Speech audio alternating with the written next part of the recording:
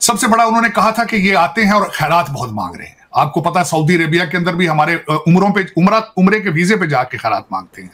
खूबरू लड़कियां मांगती हैं वहां जाके। एक तो पिछली दफा जो बैन किया था इसकी वजह से कहते हैं कि नमाजों की लंबी लंबी ब्रेकें लेते हैं, 4-4 घंटे की नमाज की ब्रेकें लेते हैं। इंडिया का नरेंद्र मोदी, हम उसको पसंद करें या ना पसंद करें, लेकिन यूएनओ के अंदर जाता है तो वो बात किस में, इंग्लिश में करता है या हिंदी में करता है? हिंदी में। क्या वो सूटड बूटड होके जाता है? कुर्ता पजामा पहन के जाता है। ये किस चीज़ की अलामत होती है? अपनी सकाफत, अपनी रहतल बैतल, अपनी ज़बान, अपना उठना बैठना, अपनी खुराक इस्तेमाल करना, ये आज़ाद कौमों का शेवा होता है। उससे अगला इतराज उन्हें यह था कि इंग्लिश ज़बान नहीं आती, उन्हें यह नहीं पता कि नहीं तो उर्दू भी नहीं पूरी आती। फिर उसके बाद एक हम पाकिस्तानी मशहूर हैं ट्रबल मेकर और झगड़ालू, जहां जाते हैं झगड़े करते हैं। फिर पिछली दफा उन्होंने यह बताया कि आपकी आबादी अगर आप 5% है तो तकरीबन इंडियन डायस्पोरा वहां पे 10 से 15% होता है, लेकिन जेलें आपके लोगों से भरी हैं हमारी। जय हिंद दोस्तों, इस वीडियो में हम देखेंगे कमर चीमा और साजिद तरार सर को, दोनों डिस्कस कर रहे हैं क्यों पाकिस्तानियों को दुनिया के देश सा अपनी कंट्री में आने से बैन कर रहे हैं। वाकया यूएई का है और यूएई के लोगों ने और यूएई की जो गवर्नमेंट है उसने लिखकर क्या क्या दिया है, किस तरह के हालात इन पाकिस्तानियों के रहे हैं और किस तरह का बिहेव इनका उनकी कंट्री में रहा है और किस वजह से ये बैन किए गए हैं, इसको आप इस वीडियो में देखेंगे। दोस्तों वैसे तो पाकिस्तानी अभी और भी कंट्रीज से बैन हो रहे हैं, जैसे आपने देखा किर्गिस्तान में जो लेटेस्ट मॉब स्कैंडल हुआ था, इसके बाद से और भी देश सजग हो चुके हैं। पाकिस्तानियों की एंट्री और देशों में स्टडी के लिए भी बैन होती हुई दिख रही है। तो इस वीडियो को आप एंड तक जरूर देखिएगा, पाकिस्तानी एक्सपर्ट्स की राय हमें देखने को मिलेगी। इंडिया को तभी कम्पीट किया जा सकता है जब हम इंडिया को दुश्मन की निगाह से नहीं, हम उसको उस्ताद की निगाह से देखेंगे कि इंडिया ने किन चीजों पर उजागर किया।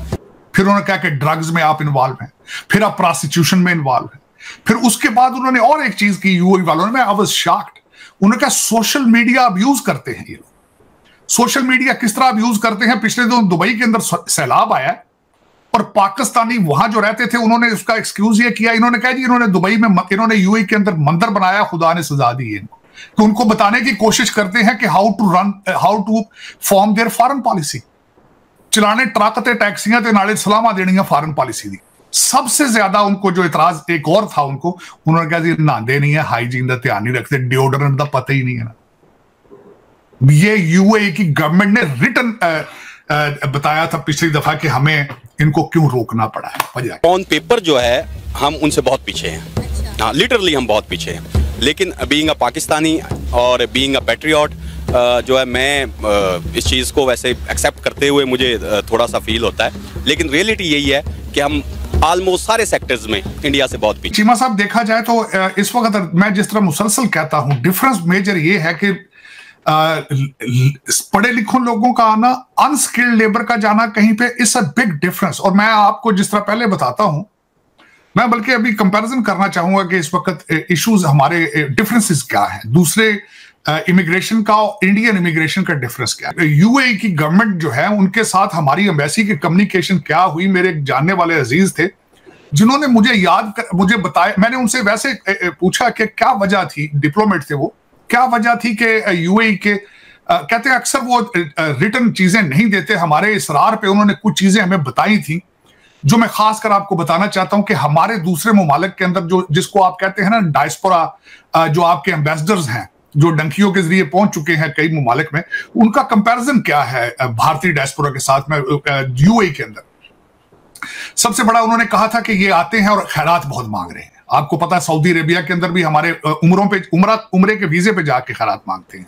चीमा साहब दुख वाली बात है, मैंने कई दफा कहा है, मैं मस्जिद नबवी से निकला हूं, हर दरवाजे के सामने 10-10 पाकिस्तानी खड़े हैं, खैरात मांग रहे हैं, अंदर भी मांग रहे हैं, हरम शरीफ के अंदर भी मांग रहे हैं। मैं अक्सर उनको शर्मिंदा करने के लिए कहता हूं कि मैं मीलों सफर तय करके यहां से खुद मांगने आया हूं, शर्म करो और ये ना मांगो। एक तो यूएई के अंदर खुल खुला के मांगते हैं, आपकी खूबरू लड़कियां मांगती हैं वहां जाके। एक तो पिछली दफा जो बैन किया था इसकी वजह से, दूसरा उनका कंप्लेन थी कि अनस्किल्ड लेबर आती है यहां पे, उनके पास स्किल है ही नहीं है जब आते। तीसरी सबसे बड़ी जो चीज यूएई के और आपको जब कंपेयर किया जाता है डायस्पोरा के आपके एम्बेसडर्स को जब कंपेयर किया जाता है दूसरे से, कहते हैं कि नमाजों की लंबी लंबी ब्रेकें लेते हैं, जो कि यहां पे चाइनीज को भी पाकिस्तानी लेबर के ऊपर इतराज था, डैम के ऊपर जिसके ऊपर आपने ब्लास्फेमी का चार्जेस लगाए, वो कहते थे 4-4 घंटे की नमाज की ब्रेकें लेते हैं। उससे अगला इतराज उन्हें यह था कि इंग्लिश जुबान नहीं आती, उन्हें यह नहीं पता कि नहीं तो उर्दू भी नहीं पूरी आती। फिर उसके बाद एक हम पाकिस्तानी मशहूर हैं ट्रबल मेकर और झगड़ालू, जहां जाते हैं झगड़े करते हैं। फिर पिछली दफा उन्होंने यह बताया कि आपकी आबादी अगर आप 5% है तो तकरीबन इंडियन डायस्पोरा वहां पे 10 से 15% होता है, लेकिन जेलें आपके लोगों से भरी हैं, हमारी सऊदी अरेबिया की भी खलीज की भी जेलें आपकी भरी हैं, आप क्रिमिनल लोग हैं, आप वारदातें करते हैं। फिर उन्होंने कहा कि ड्रग्स में आप इन्वॉल्व हैं, फिर आप प्रोस्टिट्यूशन में इन्वॉल्व हैं। फिर उसके बाद उन्होंने और एक चीज की यूएई वालों ने, आई वाज शॉक्ड, उन्होंने कहा सोशल मीडिया अब्यूज करते हैं ये लोग। सोशल मीडिया किस तरह अब्यूज करते हैं? पिछले दिनों दुबई के अंदर सैलाब आया और पाकिस्तानी वहां जो रहते थे उन्होंने उसका एक्सक्यूज ये किया, इन्होंने कहा जी इन्होंने दुबई में इन्होंने यूएई के अंदर मंदिर बनाया, खुदा ने सजा दी है इनको। अंदाजा लगा। फिर रहते वहां हैं, खाते उनका है, इजराइल के साथ उनके रिलेशनशिप है, उनको बार बार क्रिटिसाइज करते हैं कि यहूदी इजराइल मुर्दाबाद में रहो, तो उनको बताने की कोशिश करते हैं कि how to form their foreign policy. चलाने ट्रक ते टैक्सियां ते नाले सलामा देनियां फॉरेन पॉलिसी दी। This is how they do it in UAE. फिर उसके बाद उन्हें एतराज यह था चीमा साहब कि यहां आके पीटीआई के जलसे जुलूस भी करते हैं। सबसे ज्यादा उनको जो इतराज एक और था, उन्होंने कहा जी नहांदे नहीं है, हाइजीन का ध्यान नहीं रखते, डिओड्रेंट का पता ही नहीं है ना। ये यूएई की गवर्नमेंट ने रिटर्न बताया था पिछली दफा कि हमें इनको क्यों रोकना पड़ा है, वजह क्या है। तो चीमा साहब दर हकीकत आप खैर इसमें आपने बड़ी दफा सफर किया है यूरोप में, कतर में, इधर खासकर मैं तो खुद हिस्सा हूं इसी लेबर किस्म का, मैं खुद यही समझ ले मैं भी डंकी की पैदावार हूं। लेकिन चीमा साहब हम कौन सी स्किल लेकर आए यहाँ पे? पाकिस्तान ने क्या इन्वेस्टमेंट की है किसी के ऊपर यहां पे भेजा गया है, क्या इन्वेस्टमेंट कोई है इन्वेस्टमेंट की पाकिस्तान की हमारे ऊपर कि हमें भेजा जाए यहां पे कि हम जाके यहां टेक्नोक्रेट बने, फिर हम पाकिस्तान की मोहब्बत में गिरफ्तार होकर फांसियां लेनी शुरू कर दें यहां पे? ये क्या ड्रामा क्यों एक्सपेक्ट करते हैं? बोलता वो है जिसके पास अवामी मैंडेट होता है, बोलता वो है जिसके पास इखलाकी जुर्रत होती है, बोलता वो है जिसके अंदर अपना विजन होता है। ये जो पपट होते हैं, ये जो चाबी वाले खिलौने होते हैं, ये जो डाका मार के आए होते हैं, इनके अंदर इखलाकी जुर्रत नहीं होती, ये अपना माफी ज़मीर बयान नहीं कर सकते। तेरी वीगो के सदके हम सफ़े बुज़दिल में बैठे हैं, तेरी वीगो के सदके हम सफ़े बुज़दिल में बैठे हैं, तुम्हारा खौफ उड़ने में 76 साल लगते हैं। Oh my God. मेरी गिनती का अक्सर अब यही हासिल निकलता है, मेरी गिनती का अक्सर अब यही हासिल निकलता है, बेगैरत कौम बनने में 76 साल लगते हैं।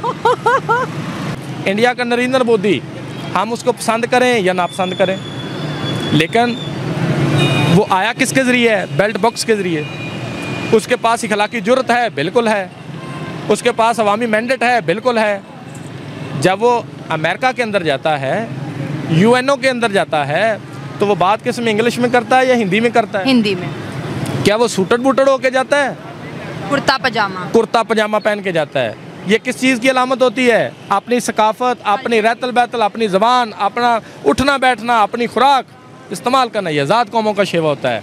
आप ज़रा मुझे बताएं, हमारे वाले नमूने जब जाते हैं तो क्या लेके जाते हैं? हाथ में पर्चियाँ। वहाँ पे काम क्या करते हैं? जाके टाइयाँ खरीदते हैं, 50-50 हज़ार की टाई खरीदते हैं, 2-2 लाख का सूट पहनते हैं, पता लगे हम बड़े वफादार गुलाम हैं।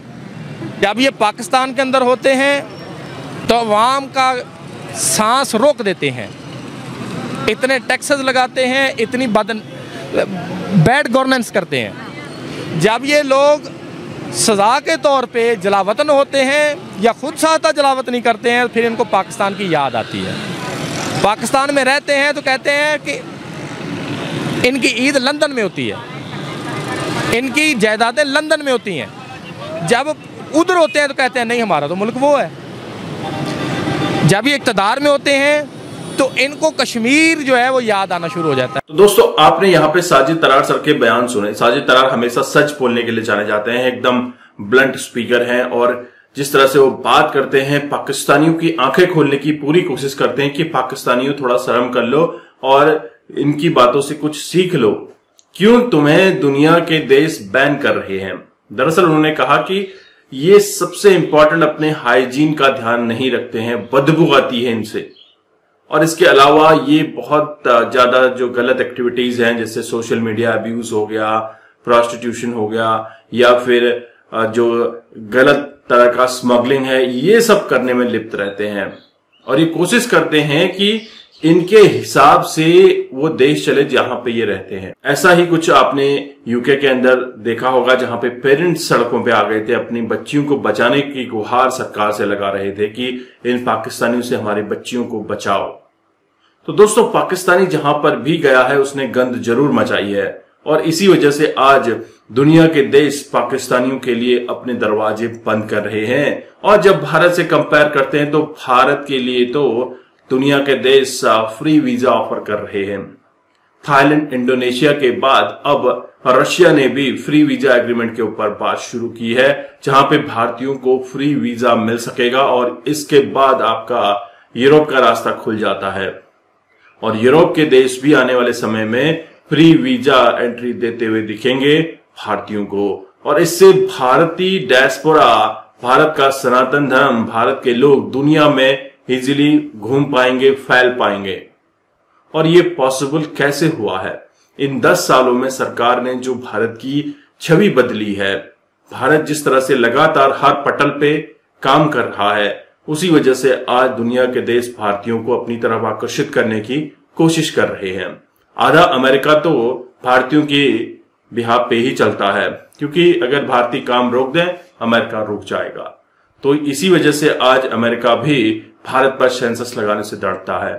आपने देखा इब्राहिम रईसी जो स्वर्गीय हो चुके हैं, पाकिस्तान आए हुए थे और न्यूट्रेट के ऊपर बातचीत की थी, लेकिन फिर यूएस ने पाकिस्तान को धमकाया अगर ईरान के साथ डील की तो सेंसस लगा देंगे। लेकिन जब भारत ने ईरान के साथ चाबहार पोर्ट की 10 ईयर्स की डील साइन की, तब उसने एक वार्निंग दी थी कि डील अगर आप करते हो तो हम सेंसस लगा देंगे। लेकिन भारत ने अमेरिका तक की नहीं सुनी और अमेरिका झुक गया, कोई भी सेंसस नहीं लगेगा। कुछ स्टेटमेंट देके इस बात को निपटारा कर दिया गया और भारत अपनी शर्तों पे चलने वाला देश बन चुका है। इसी वजह से आज भारत आगे बढ़ रहा है। लेकिन कटोरा शरीफ क्या अपने देश को इसी तरह का बना पाएंगे या इसके लिए कितने जन्म उन्हें और लेने पड़ेंगे? जरूर कमेंट कीजिएगा। चैनल पर नए हैं, चैनल को सब्सक्राइब करना मत भूलिए। मैं आपको मिलता हूं नेक्स्ट वीडियो में, तब तक के लिए थैंक यू। जय हिंद, जय भारत।